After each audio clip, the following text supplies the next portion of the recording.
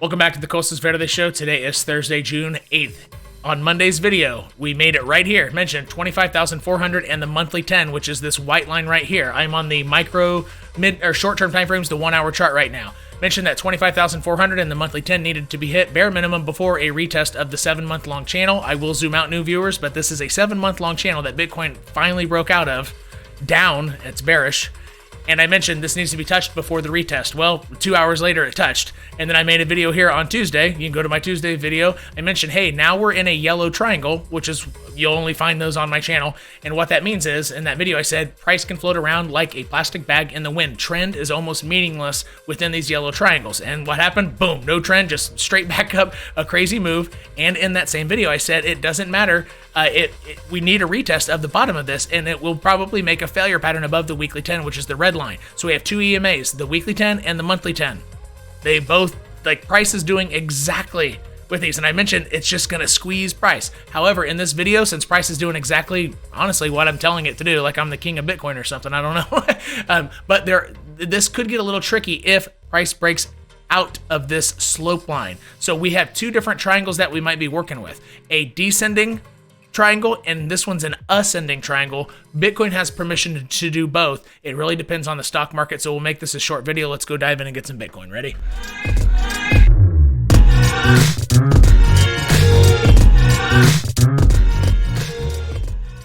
Hit the like and the like button and leave me a quick comment for the algo. Even the word algo itself will work out just fine. Here we go. So what you need on your chart is this. You need the monthly 10, or what I recommend is the daily 300 EMA, because the monthly closure hasn't happened yet. And I would recommend, instead of the weekly 10, the daily 70 EMA. And I'm using the MTF EMA on the 1 hour chart.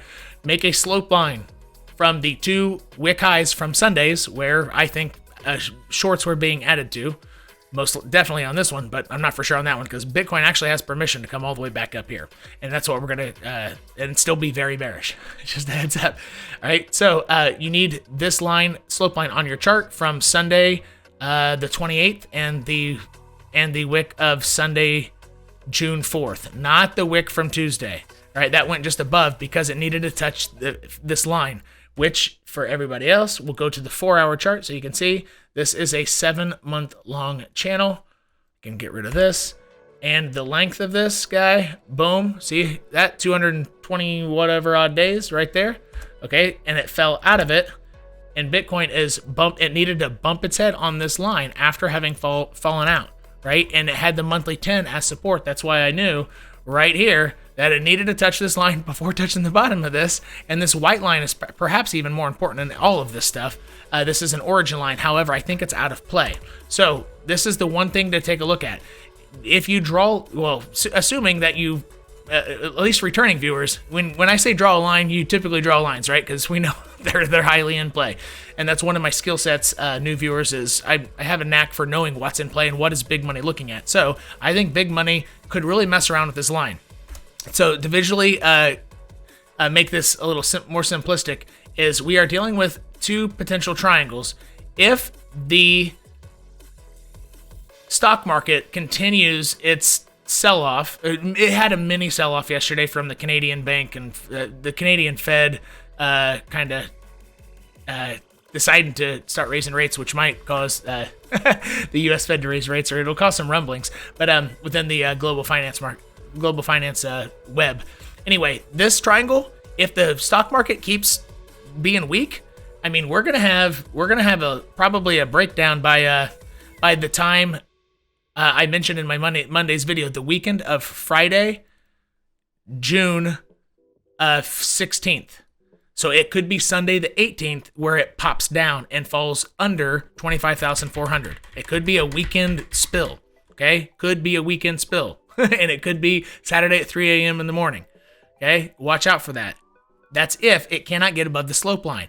And it would be this descending triangle. However, since this is a 7-month long channel, typically what happens is there is another big money player in the room who didn't participate in this, and it was a different big money person or entity that popped this up, got their shorts, and there's another big money player that says, hey, I need to add to shorts too. I can tell this is going down, and they will slam it up here, right? They won't knock the other big money out because they have themselves covered and their shorts were from way up here, but they might slam it up above here to touch this line one more time, and that could go as high as about 28K.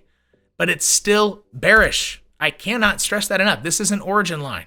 Returning viewers, you know what that means. New viewers, I'm not getting into it, but it's the most important line on this chart. And the weekly 10 already squeezed price. I think on my Monday video, I went over this.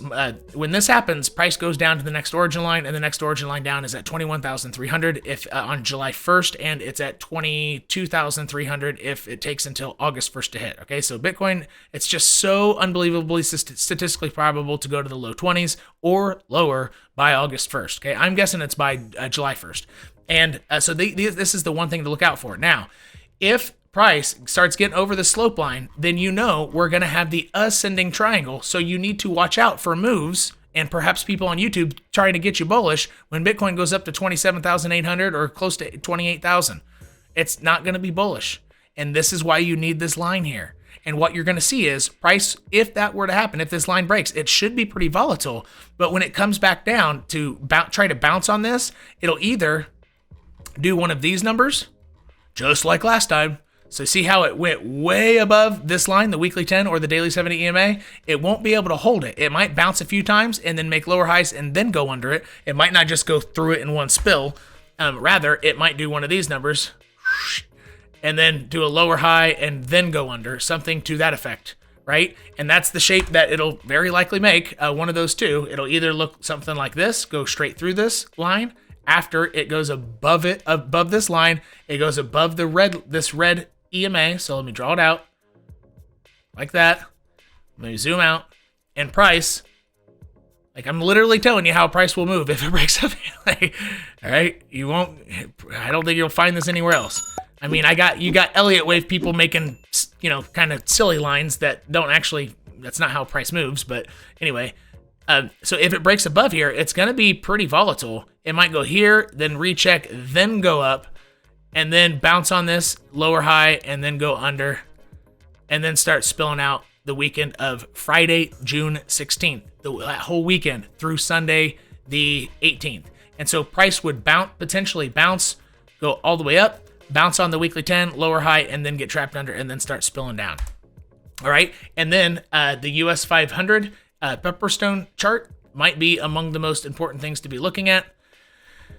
Yesterday, the Canadian bank, decided to start raising rates, and it was a surprise, I guess, to most financiers across the world. So what we have going on here, it's a 1 year long channel. This blue line is an origin line, nothing to do with the channel, and it's not even parallel with it. However, this is the 3/4 line of a year-long channel, even longer than Bitcoin's, and it just got rejected from there. However, it's still, I mean, you could sell off for 3 days and still be bullish, everybody. Like, this would just be a retest of a breakout.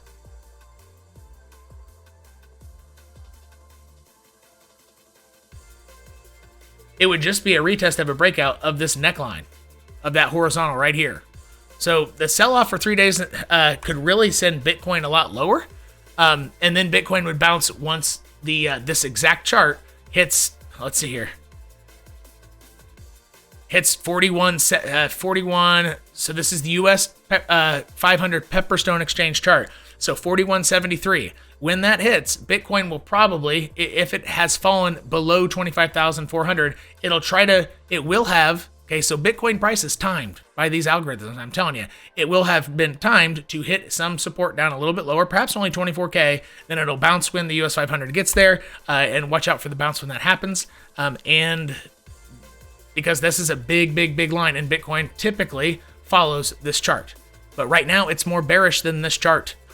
So if this chart comes all the way down here, Bitcoin will spill below that.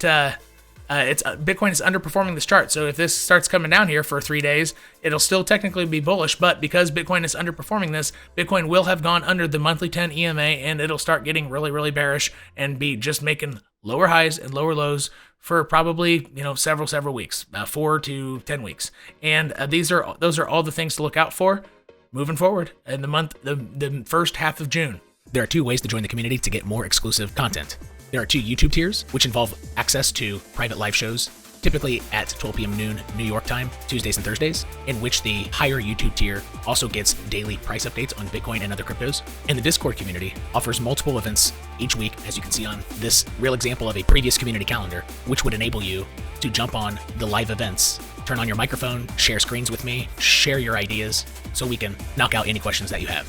In addition to offering tutorial series and other exclusive content to help you in your crypto journey. And what you can do for free, which is amazingly valuable, is to look at the 12 links from 2021 and 2022, which are both in the pinned comment and near the top of the description section of this video. Those are links to videos in which I made technical analyses that now you know laid out. Go back to those videos to see how I was able to use the charts to predict it. It's all for free. I promise I'm here to help you as much as I can in your crypto journey. Probably going to make a triangle. Community links below.